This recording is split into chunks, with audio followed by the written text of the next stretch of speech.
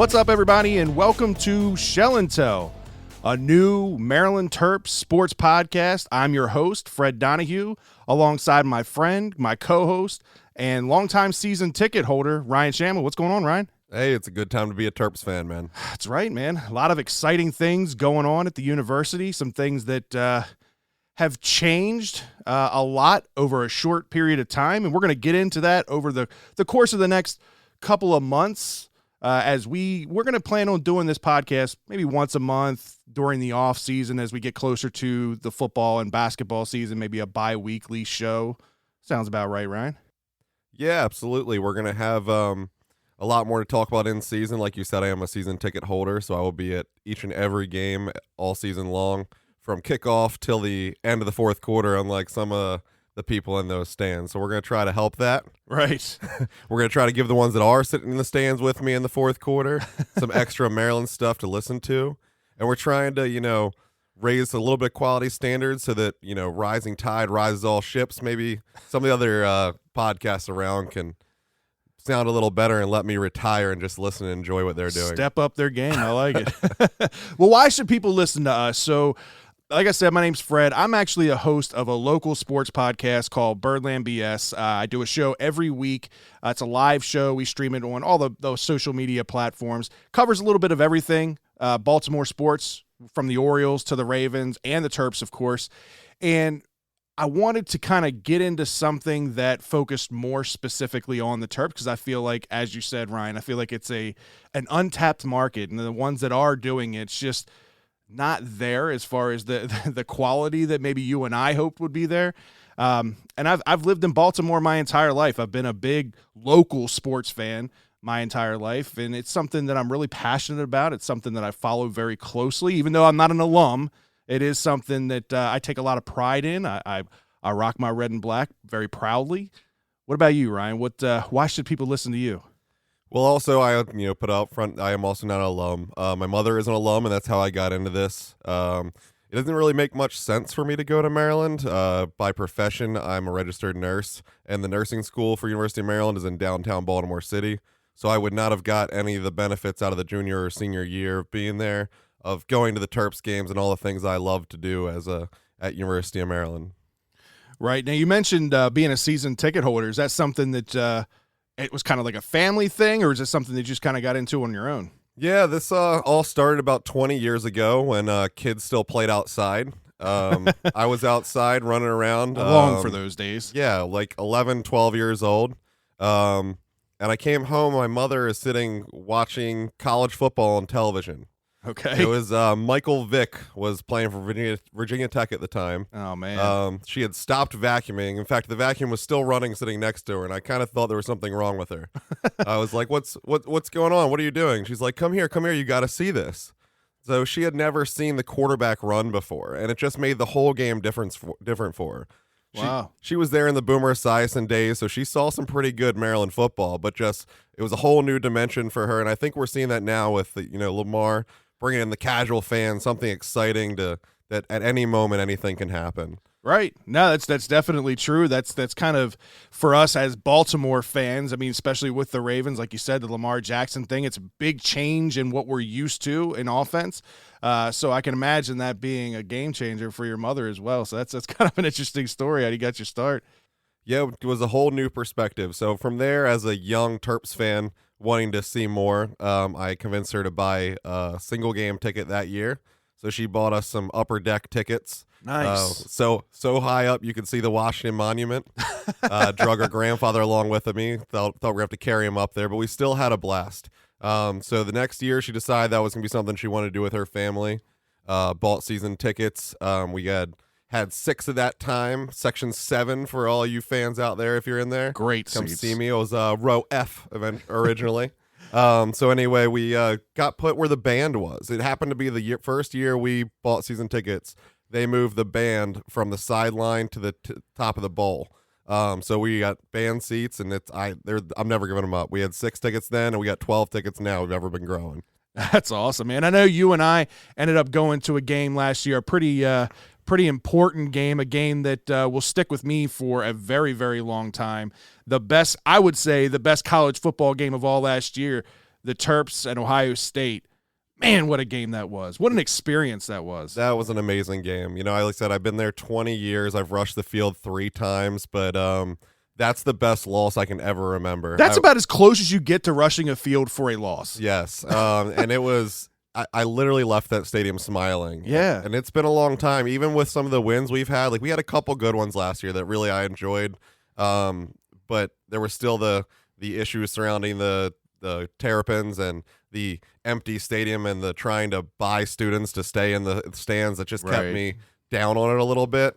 But that loss brought back all the great feelings I had over the last 2 decades. One end zone throw away from winning that game. From being in a bowl game, from it possibly being a decent bowl game, even though you only had 6 wins because you had Texas and Ohio State as 2 of the 6. Right. So you got to be considered in one of the top classes there for the 6-win teams.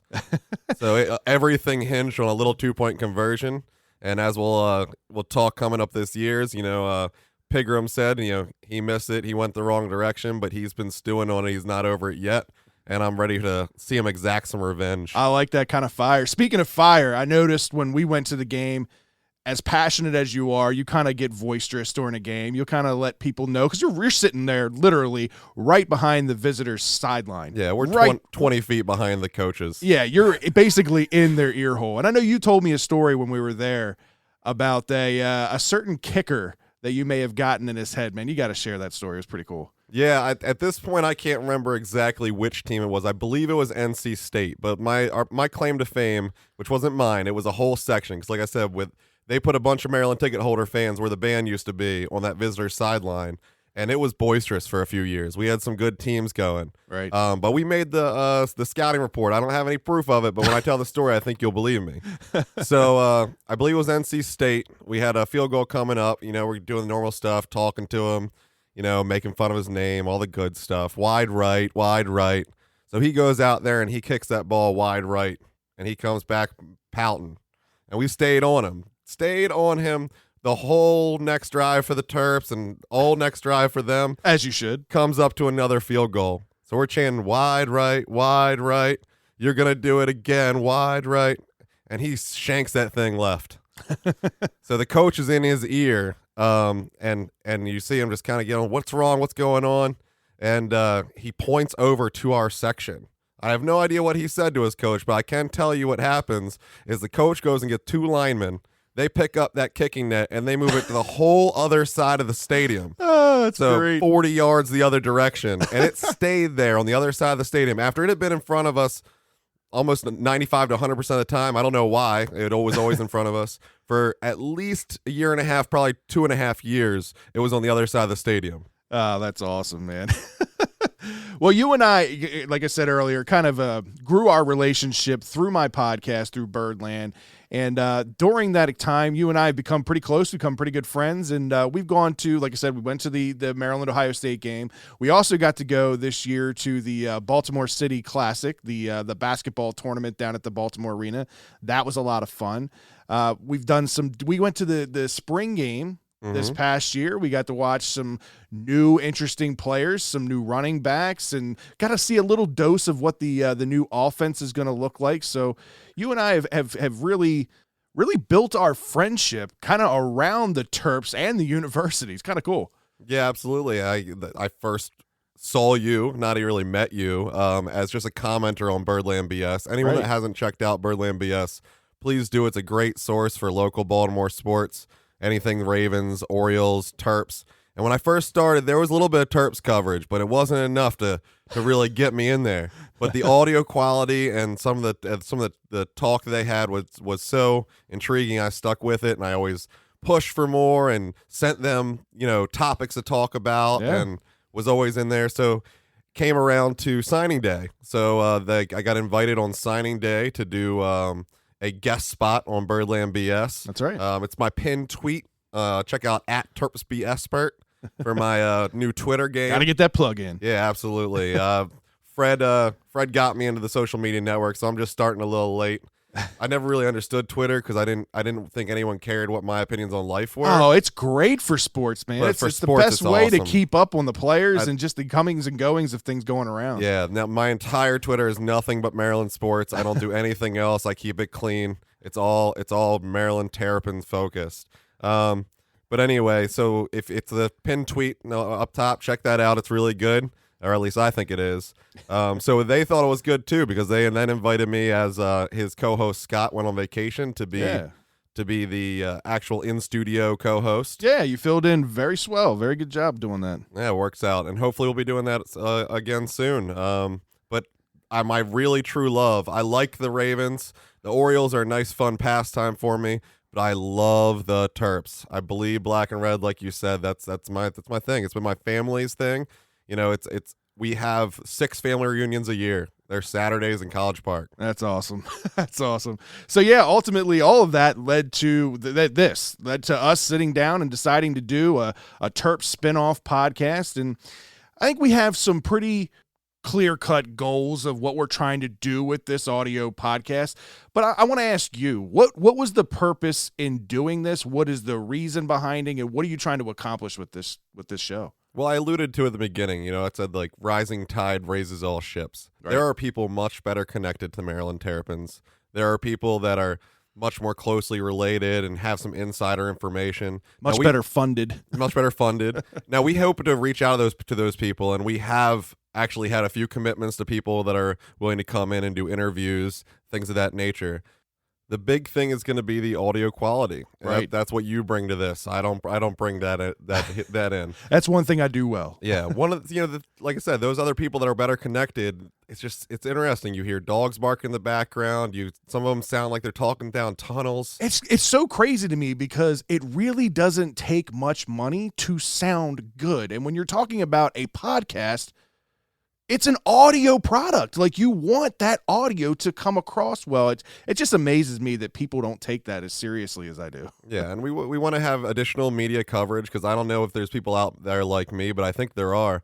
I'm on every paid site. I'm on all the Twitters, all the Facebooks, and I read constantly, and it doesn't feel like there's enough. It doesn't feel like there's the same coverage as an Ohio State, a Penn State, an Alabama. Like, obviously, these are great programs, but do they have really more pride than us? Do they have more alumni than us? I feel like the just pure amount of coverage could be more similar, and hopefully we can help in that void. And then with you being a season ticket holder, obviously we'll be down at a lot of games this year, so we'll be able to interact with everybody on the social media platforms, doing live tweeting and just maybe doing some audio blogs and some quick things that we can add to the show. Hopefully maybe get some sideline type interviews with some players, maybe some coaches, that kind of thing. That's what we're going to try to provide you guys, is just maybe a little bit closer of a view than just what you'll see on TV every Saturday. Yeah, if you're down there tailgating, you might see us wandering in and out and getting some even tailgate interviews. The longtime fans see what we got going on around the stadium and how people feel about this new Loxley era. Because for me, it's been a lot of fun. Speaking of new era, let's talk about some new traditions that we're going to be introducing, where we're going to be doing a tour of the Big Ten starting this year out in Minnesota. Absolutely. I've been trying to do this personally since we joined the Big Ten, but I haven't found anyone that's into it like I am, that's willing to make the trips to these towns in the middle of nowhere. This year it's a little bit different. It's Minneapolis, Minnesota, so it's not a town in the middle of nowhere, but most of these colleges are. Nothing really to do out there. You Google search Minnesota, there's really not a whole lot to do. Yeah, it's very interesting. It's a very large city, and when you look for tourist things, it's like, well, there's a waterfall, and there's a and a bunch of parks. Yeah, and Mall of America. It's like, well, I don't really want to go shopping. But anyway, we're going to go there. It's going to be a lot of fun. We already have flight and hotel waiting for August 1st to roll around so I can buy the tickets through the box office. That's right. So we'll be absolutely live tweeting and blogging from there. And I've already reached out to some other Terps fans that are going to be in town, so we'll have to try to get around with everybody. Exactly. So we want you guys to be a part of this journey with us, so much so that we set up an email address. shellandtellpod@gmail.com. We want you guys to send us your questions, send us your comments, any topics that you want us to hear talk about, anything relating to the Terps. Doesn't have to be just football and basketball. If there's another program or another sport that you want us to talk about, feel free to send it in. That's Shell, SHELL, the letter NTELLPOD @gmail.com. As Ryan mentioned earlier, don't forget to check us out on all the social media platforms. You can find me on Twitter. My Twitter handle is @FredBLBS. Find Ryan at TerpsBSpert. And you can find us both at ShellandTellPod. And then always at the website for birdlandbs.com. /ShellandTell. That's where all the audio podcasts are going to be hosted for this show. We appreciate you guys checking us out. Stay on the alert for episode 1 as we're going to dive into both the basketball and football programs. Really excited to get this started. Can't wait for episode 1. Makes me feel like I'm in mid-season form to get ready for this. That's right. All right. So, and thank you for taking a listen to us. And till next time, here's to wishing all is well under the shell.